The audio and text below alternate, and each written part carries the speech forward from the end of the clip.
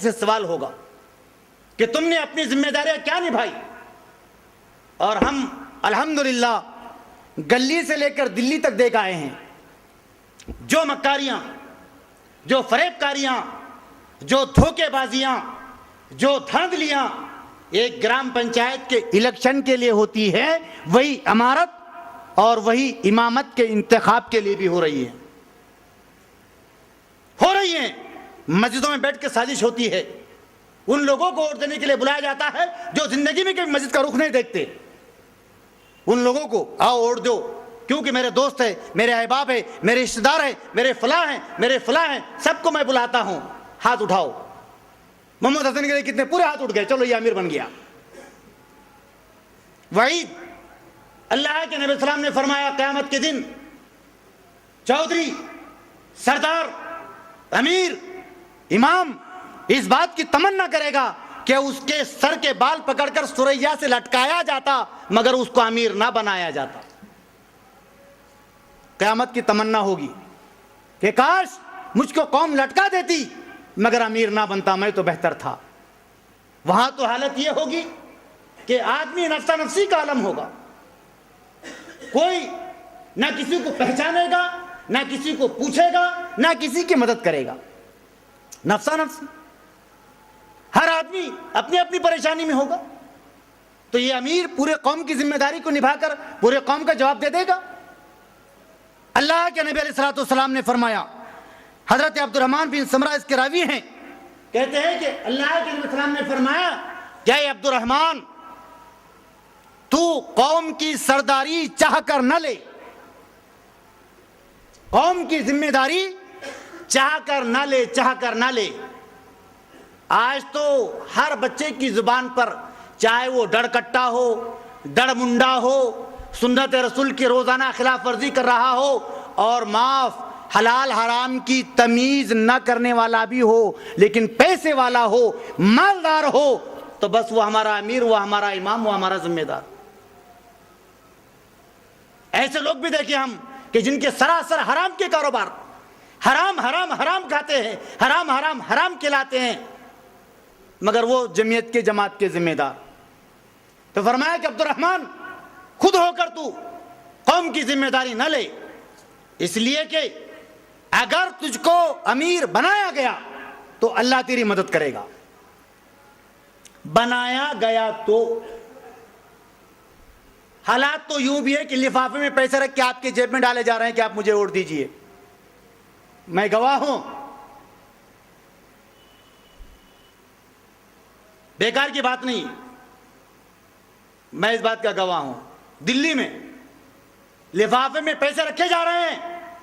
کیا میں آپ کا بھاؤ نہیں ہوں؟ آپ میرے سالے ہیں، کیوں پیسے رکھے آپ میرے جیب میں؟ آپ امیدوار ہیں، آپ میرے جیب میں پیسے رکھ رہے پیکٹ میں. فرمایا کہ عبد الرحمن، خود ہو کر ذمہ داری نہ لے، اگر بنایا گیا تو اللہ تیری مدد کرے گا، اور اگر بن گیا تو اللہ کی مدد تجھ سے چلی جائے گی. نتیجے میں کیا ہوگا؟ ہلاکت. تو بھی ہلاک، تیری قوم بھی ہلاک، تو بھی برباد، تیری قوم بھی برباد. اللہ کے پاس کیا جواب دے گا؟ اللہ کے پاس کیسے عہدہ برا ہوگا؟ اللہ کے پاس کیسے نجات حاصل کرے گا؟ یہ احتساب کا وقت ہے. حساب کیجئے اپنا اس سے پہلے کہ ہمارا حساب لیا جائے. احتساب کیجئے اپنا اس سے پہلے کہ ہم میدان حشر میں کھڑے کر دیے جائے. اپنے آپ کے نامہ اعمال توڑ لو اس سے پہلے کہ میزان عدل قائم کی جائے. اپنے آپ کو پلسرات پہ چلنے کا عادی بنا لو اس سے پہلے کہ پلسرات پہ چلنے کے لیے فرشتے مجبور کرے اور پیچھے سے کوڑے مارتے رہے. تو اللہ کی نصرت، اللہ کی مدد اس بندے پر، اس جماعت پر نہیں ہوتی جو خود ہو کر چاہ کر جمعیت کو، جماعت کو لے لیتے ہیں اور جو ہے اپنے آپ کو اس کا اہل سمجھتے ہیں. اور پھر لوگ یہ سمجھتے ہیں، حالانکہ احادیث میں، تمام احادیث میں متفقہ طور پر امیر کی اطاعت کی بات کہی گئی. امیر کی اطاعت ہونی چاہیے. ایک روایت آتی ہے، اللہ کے رسول نے فرمایا کہ من خرج من اطاعت وفارق الجمع فمات میتۃ الجاہلیہ، کہ جو آدمی امیر کی اطاعت نہیں کرے گا، جماعت سے الگ ہو جائے گا، تو سمجھ لو کہ وہ جاہلیت کی موت مرا، یعنی اسلام آنے سے پہلے کے دور میں وہ مر گیا۔ اور ایک روایت آتی ہے، من خرج من الجمع قدر شبر فقد خلع ربقۃ الاسلام من عنقہ الا ان یراجع، کہ جو آدمی جماعت یا امام جماعت سے ایک بالی دور رہا تو اس نے اسلام کا قلادہ اپنی گردن سے اتار دیا، یعنی وہ اسلام سے نکل گیا۔ الا ان یراجع، ہاں اگر دوبارہ توبہ اللہ کر لے، اس میں لوٹ کر آئے تو گنجائش ہے، ورنہ وہ مسلمان نہیں، وہ مسلمان نہیں۔ تب سوال یہ ہے کہ امیر، اس کی اطاعت، جماعت، اس کا وجود، یہ سب چیزیں مفقود۔ یہ میقاتی امیر، یہ موقتی صدور، ان کی اطاعت، ان کی فرما برداری حدیث کی اصطلاح میں وہ نہیں جو ہونی چاہیے، یعنی جو حدیث کہہ رہی ہے ان لوگوں پر، ہم لوگوں پر وہ چیز لاگو نہیں ہوتی۔ اس کے لیے غور و فکر کی ضرورت ہے، اس کے لیے ایک لائے عمل کی ضرورت ہے، اور وہ چیز ہے بیعت۔ جس طرح سے بغیر سر کے انسان نہیں، بغیر بیعت کے امیر نہیں۔ شاید اچنبا ہو، شاید تعجب ہو، شاید کچھ لوگ ان کے لیے لفظ اجنبی ہو کہ یہ کیا کہہ رہے ہیں۔ آج تک تو ہم نے بات سنی تھی، مرشدوں کو سنتے تھے، فلاں کا مرید ہے، فلاں کا بیعت ہے، فلاں کا مرید ہے، فلاں کا بیعت شدہ ہے، اور یہ تو جناب بیعت کی بات کر رہے ہیں۔ میں بتاؤں کہ اللہ کے نبی علیہ الصلوۃ والسلام نے زندگی تمام جو کوئی بھی آپ کے پاس اسلام قبول کرنے کے لیے آیا، ہر ایک سے اپنے ہاتھ پر ہاتھ رکھ کر بیعت لی۔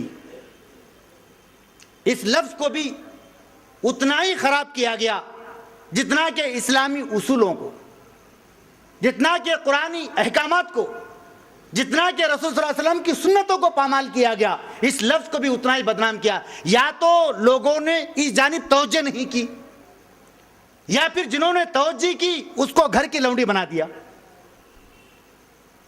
کچھ لوگوں نے اس جانب توجہ نہیں کی، کہا کہ بیعت شاید کیا ہے، کوئی ضرورت نہیں ہے، اب کیا کسی کے ہاتھ پہ بیعت کریں گے، ہم نے تو کی ہے بیعت رضوان مصطفیٰ، اب ہم کو ضرورت نہیں کسی چیز کی۔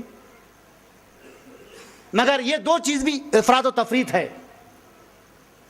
اعتدال کی بات تو یہ ہے کہ بیعت ہو، اعتدال کی بات تو یہ ہے کہ بیعت کا اہتمام کیا جائے، اعتدال کی بات تو یہ ہے کہ بغیر بیعت کے امیر نہیں ہوتا۔ جو بیعت کا امیر ہوتا ہے وہ تاحیات امیر ہوتا ہے، جو بیعت کا امیر ہوتا ہے وہ جمعیت کا نہیں، جماعت کا امام ہوتا ہے۔ میں بتایا آپ کو، جمعیت اور جماعت دو لفظ مختلف ہے، متضاد ہے، الگ الگ ہے۔ غلط فہمی سے ہم اس کو سمجھ رہے ہیں۔ تو بیعت اللہ کے نبی السلام نے، خلفاء راشدین نے، تمام امیر المومنین جتنے بھی ہوئے ان سبھی نے اپنی امارت پر، اپنی امامت پر قوم کی بیعت لی۔ اس کا وجود ہے، یہ دعوت فکر ہے، اس کا وجود ہے۔ سنجیدگی کے ساتھ آپ کو دعوت دی جا رہی ہے کہ آپ اس پہ غور کریں، فکر کریں، سوال کریں علماء سے، جدوجہد کریں کہ اس کا وجود کیوں کھو گیا، اس کا وجود کہاں کھو گیا، یہ کہاں ہے چیز۔ قرآن اور حدیث کے مطالعے سے 7 قسم کی بیعت ثابت ہے، 7۔ پہلی چیز بیعت اسلام، پہلی چیز اسلام پر بیعت۔ چنانچہ حضرت اسود بن خلف نے فتح مکہ کے دن رسول اکرم صلی اللہ علیہ وسلم کو دیکھا کہ آپ پہاڑ کے قریب لوگوں کو اسلام اور شہادت کی بیعت لے رہے ہیں۔ اسود کے بیٹے نے پوچھا کہ ابا جان شہادت کیا؟ تو حضرت اسود نے فرمایا آپ اپنے ہاتھ پر ہاتھ رکھ کر لوگوں سے کہہ رہے ہیں کہ تم مسلمان ہو جاؤ، اور پھر کہہ رہے ہیں کہ اشہد ان لا الہ الا اللہ و اشہد ان محمد رسول اللہ، یہ شہادت۔ تو بیعت علی الاسلام، اسلام میں داخل ہونے کے لیے بھی ایک بیعت لی جاتی ہے۔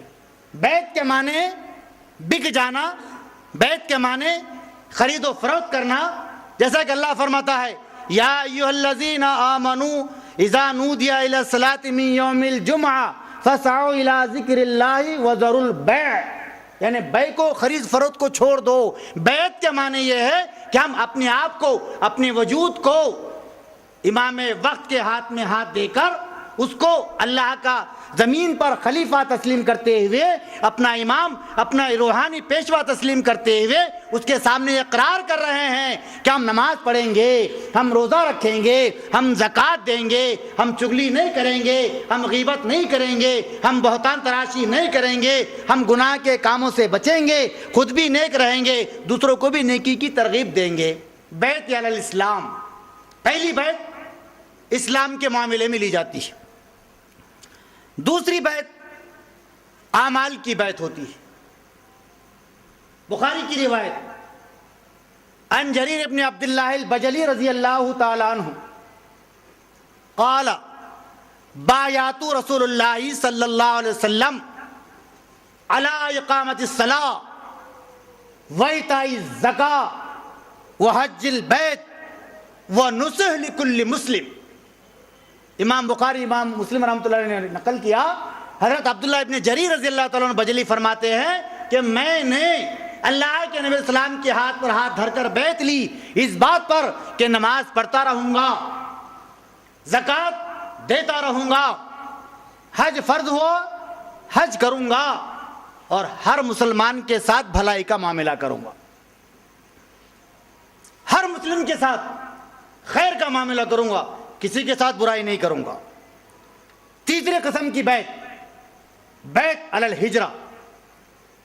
اللہ کے نبی علیہ السلام نے صحابہ کرام سے ہجرت کی بھی بیعت لی تھی، اور جو ہجرت کے بعد جہاں کہیں مسلمان ہوتا اس کو تاکید کی جاتی کہ وہ دارالہجرت مدینہ منورہ کی طرف ہجرت کرے، اور اگر نہیں کرتا تو اس کو مال فی نہیں دیا جاتا، یعنی جو مال آتا تھا اللہ کے راہ میں اللہ پاک جو عطا فرماتا تھا اس میں سے اس کا حصہ نہیں ہوتا تھا۔ تو اس کو کہتے ہیں بیعت علی الہجرت۔ ہجرت کے معاملے میں بھی آپ نے بیعت لی۔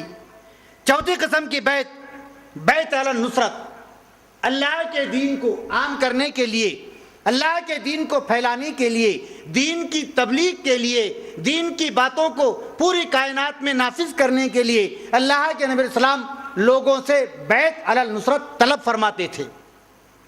چنانچہ امام احمد رحمۃ اللہ علیہ نے حضرت جابر رضی اللہ تعالیٰ عنہ سے ایک طویل روایت نقل کی ہے کہ اللہ کے نبی علیہ الصلوۃ والسلام مکے کے گھر گھر جاتے اور بازار اوقات اور مجنہ میں جاتے، ایک ایک گھر جاتے، اور حج کے موسم پر جو بازار اوقات اور بازار مجنہ لگا کرتا تھا وہاں جاتے، اور جا کر کہتے کہ دیکھو تم میں کون ہے جو میری اس بات پر مدد کرے کہ اللہ ایک ہے اور میں اللہ کا رسول ہوں، اور اس بات کو عام کرے تو تم کو جنت ملے۔